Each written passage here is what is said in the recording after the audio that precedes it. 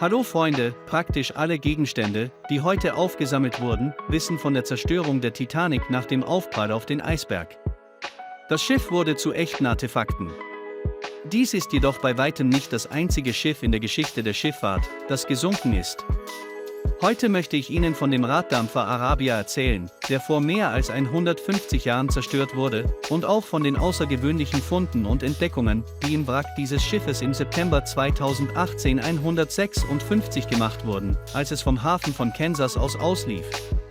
In den Vereinigten Staaten fuhr ein Dampfschiff namens Arabia auf einer routinemäßigen Arbeitsreise den Missouri River hinunter, um 200 Tonnen Material für den Bau neuer Städte zu transportieren. Dies war eine Ära der Entdeckungen, und Zehntausende mutiger Männer und Frauen gründeten neue Kolonien im Wilden Westen. Einige reisten zu Fuß über Land, andere mit dem Zug oder zu Pferd, und andere entschieden sich für die Fahrt mit dem Flussdampfer. Das Dampfschiff Arabia hatte erst 3 Jahre im Einsatz. Er absolvierte viele erfolgreiche Fahrten kreuz und quer über den Tückischen Fluss und war an den Seiten mit 2 großen paddelförmigen Rädern ausgestattet, die das Manövrieren um gefährliche Untiefen und Wurzeln erleichterten. Die Navigation auf dem Mizuki-Fluss war eine schwierige und gefährliche Angelegenheit. Der Fluss untergrub ständig die Ufer, entwurzelte Bäume und Ieswurzeln und trug sie flussabwärts. Einer dieser Bäume verursachte die Zerstörung des Dampfers Arabia während der Reise. Im Westen bemerkte der von der Sonne geblendete Steuermann des Dampfers nicht den Stamm eines riesigen, teilweise im Wasser versunkenen Baumes, der dem Dampfer den Weg versperrte. Der Baumstamm riss den starken Rumpf des Schiffes auf aus Eichenholz, und Wasser begann schnell in den Laderaum einzudringen. Das Schiff sank in wenigen Minuten. Glücklicherweise war der Fluss dabei jedoch so seicht und verschlammt, dass die Menschen auf den Oberdecks über Wasser blieben. Nur ein Maultier ertrank auf dem Schiff und fast die gesamte beförderte Ladung sank. Zunächst gab es mehrere Versuche, zumindest einen Teil der Ware zu retten. Aufgrund der starken Wasserströmungen erwiesen sich diese Arbeiten als zu anspruchsvoll für die Retter. Nach dem Untergang der Arabia begannen im Jahr 1817 Gerüchte zu kursieren, dass das Schiff angeblich Juwelen und 400 Fässer Whisky an Bord hatte, Kiste mit Geschirr. Das Schiff sank jedoch immer tiefer und seine Ladung blieb mehrere Jahrzehnte lang unberührt auf dem Grund des Flusses liegen. Der Mizuki-Fluss änderte seinen Lauf und befand sich etwa einen Kilometer vom Schauplatz der Tragödie entfernt. Damals verschwand der Arabien unter mehreren Tonnen neuer Ablagerungen von Schlamm und Schmutz. Im 20. Jahrhundert ging an der Stelle ihres Wracks der genaue Ort des Untergangs des Dampfers Arabien verloren. Das Schiff blieb mehr als das erste Jahrhundert vor der Welt verborgen.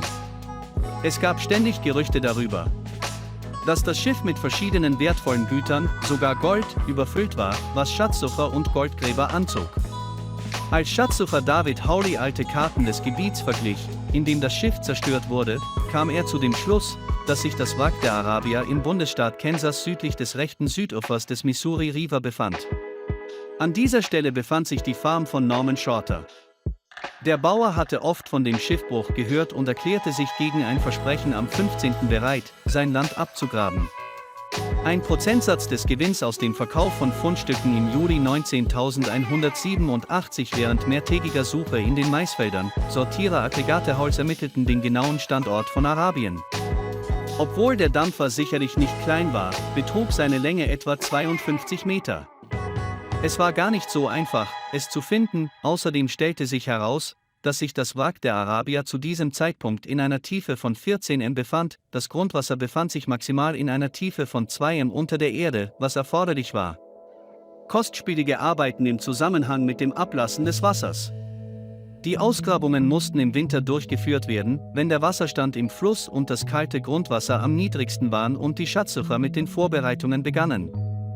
Für diese Operation begannen sie, die notwendigen Mittel zu finden, um das Wasser aus der Baugrube abzulassen. Rund um die Baugrube wurden 20 Brunnen mit einer Tiefe von 21,5 Metern gegraben. Diese drangen tagsüber in das Grundgestein ein und pumpten die Pumpe mit einer Gesamtleistung von 75 Kubikmetern pro Minute kontinuierlich ab. Wasser und leitete es durch ein verlegtes Rohr zum Mizuki-Fluss. Zum Anheben des Schiffes mussten riesige Bagger und ein Hebekran eingesetzt werden. Schließlich gelang den Suchenden die Ausgrabung. In einer fußballfeldgroßen Grube auf dem Deck wurden die Knochen eines längst verstorbenen Maultiers sowie mehrere hundert verschiedene Gegenstände entdeckt. Der Dampfer war weitgehend in perfektem Zustand und es dauerte fast ein Jahr intensiver Erdarbeiten und Wasserpumpen, bis er langsam begann, den Rumpf des Dampfers aus dem Boden zu heben. Übrigens wurde auch ein Baumstamm gefunden, der im Körper stecken blieb. Auf dem Dampfer wurden in den nächsten Monaten zahlreiche wertvolle Artefakte entdeckt. Die auf dem Dampfer Arabia gefundenen Waren veränderten teilweise die Wahrnehmung der Historiker über die harten Lebensbedingungen im amerikanischen Westen.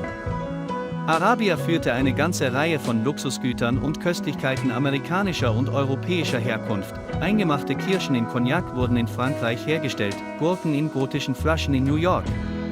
Einer der Goldgräber, die an der Ausgrabung teilnahmen, Jerry Mezi, konnte nicht widerstehen und probierte. Gurken von 18155 waren vollkommen essbar. In Arabien wurden Austern, Käse, Kaffeebohnen und Zigarren gefunden. Die elegantesten Flaschen waren mit lokal produzierter Pfeffersauce gefüllt. An Bord der Arabia befanden sich neben Lebensmittelkonserven auch Patentkonservenflaschen, Keramikbehälter mit Metallverschlüssen, viele Kisten mit Flaschen Gin, Wein, Apfelwein und Cognac wurden zur Wiederverwendung auf dem Dampfer entdeckt, aber es wurden keine Whiskyfässer gefunden. Das Fass war mit hellem englischen Ale gefüllt. Auch zahlreiche Kosmetika und Medikamente, Pillen, Salben, Cremes und Mischungen wurden in Arabien gefunden und die auf dem Schiff gefundenen Parfüme und Düfte behielten ihre ursprünglichen Eigenschaften. Neben Flaschen, Gläsern und Karaffen wurden in Arabien rund 2000 Kristallobjekte gefunden, darunter auch Holzprodukte aus alten Porzellanfabriken. Bei den gefundenen Waren handelte es sich größtenteils um alltägliche Gebrauchsgegenstände, 4000 Schuhstücke, von Kinderstiefeln bis hin zu Reitstiefeln. Waffen und eine Reihe kleiner Werkzeuge aus Eisen waren. David Howley begann die Ausgrabungen mit dem alleinigen Ziel, mit dem Verkauf der gefundenen Gegenstände Geld zu verdienen, aber bereits während der Ausgrabungen erkannte er, dass die in Arabien gefundenen Gegenstände vor allem als Ganzes einen Wert haben. Sammlung. Deshalb weigerten sich die Goldgräber, die gefundenen Gegenstände auf Auktionen zu verkaufen. Sie beschlossen, sie im Museum unter einem Dach zu sammeln. Als der Sortierer des Landwirts von der Änderung ihres Plans erfuhr, gab er auch seinen Anteil am Fund ab und behielt nur 25 Kleinigkeiten für die Enkelkinder. Howley mietete ein großes Kühllager, lagerte die Fundstücke dort ein und begann, diese systematisch aufzubewahren und die gesamte Sammlung zu dokumentieren und zu registrieren. Diese Arbeit dauerte beispielsweise viele Jahre. Während er etwa 80 Paar Schuhe pro Jahr restaurierte, waren im Jahr 2005 nur 955 Stücke zur Ausstellung bereit. Im Sommer 2006 wurden zeitgleich mit diesen Werken rund 70% der Sammlung dokumentiert. Die Familie Hull baute auf eigene Faust in der Innenstadt von Kansas City. Der Museumsbau kostete 750.000 US-Dollar, 7-mal weniger als das niedrigste Angebot externer Firmen. Im Museum ist die größte Sammlung der Welt konzentriert, die aus Objekten aus der Zeit vor Ausbruch des Bürgerkriegs in Amerika besteht.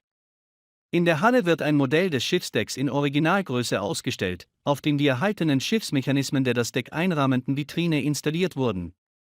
Sie sind gefüllt mit tausenden Originalartikeln aus dem Dampfer Arabia. Im Museum finden Sie außerdem Archivbilder der Ausgrabungsarbeiten, Informationen aus der Geschichte sowie den Knochen eines Gneis, der während der Reise zugrunde ging. Und das ist alles für heute, Freunde. Geben Sie Likes. Wenn Ihnen das Video gefallen hat, schreiben Sie Kommentare und bis bald.